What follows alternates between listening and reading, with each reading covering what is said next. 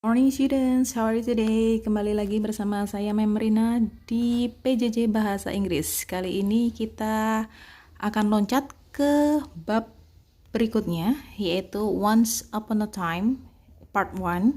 Jadi ini adalah materi yang kalau di pelajaran biasa, bukan masa pandemi seperti ini masuk ke semester 2, namun karena adanya perubahan materi di masa PJJ, maka Once Upon a Time ini masuk ke semester 1. Purpose of this meeting, jadi tujuan dari pertemuan kita kali ini adalah yang pertama, identify and compare the social function, text structure, and language features of narrative text. Mengidentifikasi dan membandingkan fungsi sosial, struktur teks, dan juga ciri kebahasaan dari teks naratif. And then the second, capture the social function, text structures, and language feature. Tujuan yang kedua adalah untuk menangkap fungsi sosial, struktur teks, dan juga ciri kebahasaan. And the third is use relevant vocabulary appropriately and accurately. Tujuan yang ketiga adalah bisa menggunakan kosakata yang relevan secara appropriate, secara tepat, dan secara akurat. Take a look at this picture. Are you familiar with this story? Jadi ini ada gambar belalang yang sedang memainkan gitar dan juga ada 3 semut yang sedang mengangkat makanan. Yeah. The title of the story is The Ant and the Grasshopper. Mungkin anak-anak sudah pernah mendengar ya, cerita tentang semut dan juga belalang. In a field, one summer's day, a grasshopper was hopping about, chirping and singing to its heart's content. An ant passed by, bearing along with great toil an ear of corn he has taken to the nest. "Why not come and chat with me?" said the grasshopper, "instead of toiling and moiling in that way." "I'm helping to lay out food for the winter," said the ant, "and recommend you to do the same." "Why bother about winter?" said the grasshopper. "We have got plenty of food at present." The ant went on its way and continued its toil.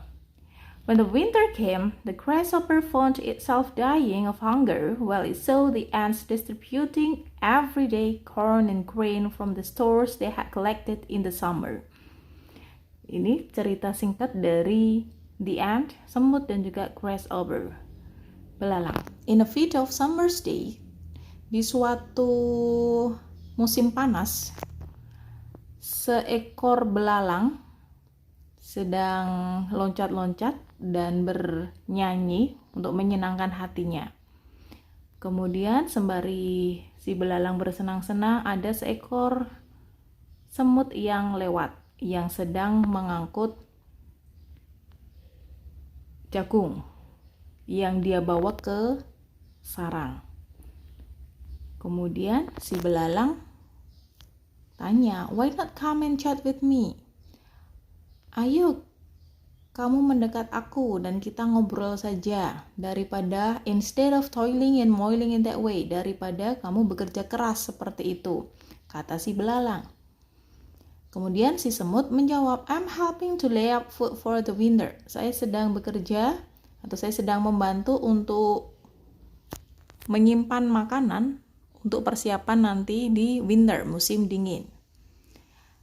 "And recommend you to do the same." Dan saya merekomendasikanmu untuk melakukan hal yang sama. Itu tadi kata semut. Apa jawab belalang? Dia menjawab, "Why bother about winter?" Kenapa risau dengan musim dingin? "We have got plenty of food at present." Kita kan sudah punya banyak makanan sekarang ini. The ant went on its way and continued its toil. Si semut berlalu begitu saja dan melanjutkan kerja kerasnya. When the winter came, ketika musim dingin datang, si belalang kelaparan. Sembari dia kelaparan, dia melihat banyak semut yang sedang mendistribusikan jagung dan juga biji-bijian dari gudang yang mereka kumpulkan selama musim panas. Itu tadi salah satu contoh dari narrative text. So, kita akan membahas tentang apa itu narrative text. Jadi narrative text itu memiliki tujuan untuk entertain or amuse the readers. Jadi tujuan dari teks naratif ya, cerita seperti yang sudah saya bacakan tadi, tujuannya adalah untuk menghibur para pembaca dengan suatu kisah, dengan suatu cerita. Generic structure dari suatu teks naratif yang pertama itu diawali dengan orientation, kemudian dilanjutkan dengan complication, kemudian ada resolution, dan terakhir adalah reorientation. Kita bahas satu persatu. Apa itu orientation? Orientation berisi tentang siapa, kapan, di mana suatu cerita ditetapkan. Jadi awal dari suatu cerita itu ya, siapa pelakunya, kapan terjadinya, dan di mana tempat kejadiannya. Lanjut yang kedua itu masuk ke complication, menceritakan awal masalah yang menyebabkan puncak masalah atau yang biasa disebut dengan klimaks. Jadi complication ini berisi tentang masalah yang dihadapi oleh para pelakunya. Kemudian setelah ada masalah, nanti lanjut ke bagian yang ketiga yaitu resolution, yaitu bagian akhir dari cerita yang berupa solusi dari masalah yang terjadi. Jadi setelah ada masalah yang sudah mencapai klimaks, kemudian nanti diakhiri dengan solusi dari masalah tersebut. Dan yang terakhir ada reorientation, ini penutup dari suatu cerita yang bersifat opsional. Opsional di sini berarti boleh ada, boleh tidak. Jadi ini tidak wajib ada. Jadi reorientation itu tidak wajib ada di teks naratif. Reorientation bisa berisi tentang pelajaran moral, saran, atau pengajaran dari penulis. Jadi isi dari reorientation nanti bisa berupa moral value atau nilai moral yang bisa kita petik dari suatu cerita. Nah, ini contoh yang tadi ya, teks yang berjudul The Ant and the Grasshopper.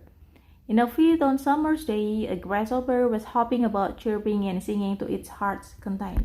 Nah, di suatu musim panas berarti ini waktunya, kapan kejadiannya. In a field, di mana terjadinya. Siapa? Yaitu grasshopper. Jadi ini namanya orientation. Jadi orientation tadi sekali lagi berisi tentang siapa pelakunya, kapan terjadinya, dan di mana tempat kejadiannya.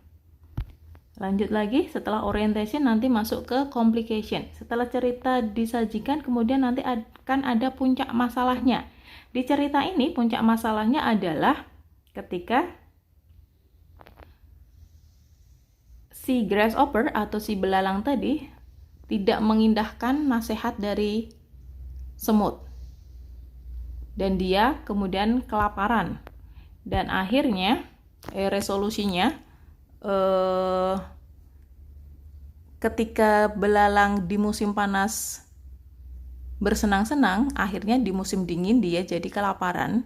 Dan semut ketika musim panas mereka bekerja keras untuk menyiapkan segala sesuatu di musim dingin. Nah, ketika musim dingin tiba, maka mereka tidak kekurangan persediaan makanan. Jadi ada orientation, pengenalan, ada masuk complication, puncak masalah, dan resolution, solusinya.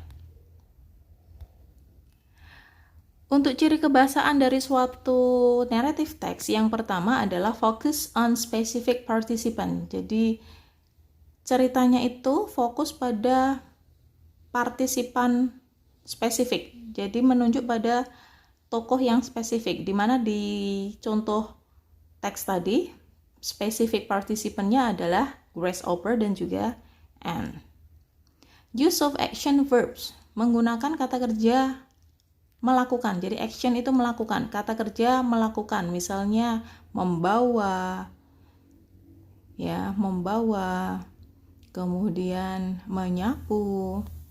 Kemudian yang ketiga, use of linking and mental verbs, menggunakan kata kerja linking penghubung dan juga kata kerja mental, kata kerja yang melibatkan proses mental. Kita bahas yang linking verbs dulu. Linking verbs itu adalah kata kerja penghubung. Jadi dia hanya bersifat untuk menghubungkan antara subjek dan juga objek. Nah, linking verb di sini misalnya ada kata is, am, are, was, were, been, ya seperti itu. Itu namanya linking verbs. Sedangkan mental verbs itu adalah kata kerja melakukan, tetapi apa yang dilakukan itu tidak kasat mata. Jadi termasuk melakukan sesuatu, ya termasuk suatu kegiatan karena melakukan sesuatu, namun kegiatannya itu tidak tampak oleh mata. Misalnya berpikir, merasakan, menyayangi, mencintai. Nah, itu semua termasuk mental verbs. Jadi melakukan sesuatu namun apa yang dilakukan tidak terlihat atau tidak kasat mata. Beda dengan action verbs. Action verb adalah kata kerja melakukan sesuatu di mana kegiatannya itu bisa kita lihat. Menyapu, jadi kegiatan menyapunya bisa kita lihat. Membawa, mengangkat, seperti itu ya. Dan yang keempat, ciri kebahasaannya adalah use of time conjunctions, use of past tenses. Menggunakan penghubung waktu yang menandakan bahwa itu past tense. Misalnya after that, when, dan lain sebagainya. Types of narrative text. Ada beberapa tipe dari teks naratif. Yang pertama ada fable, cerita hewan. Fairy tale, cerita peri. Kemudian ada legend, itu legenda, asal usul suatu tempat. Folktale itu cerita rakyat. Myth itu mitos. And this is what thank you so much for your attention and see you.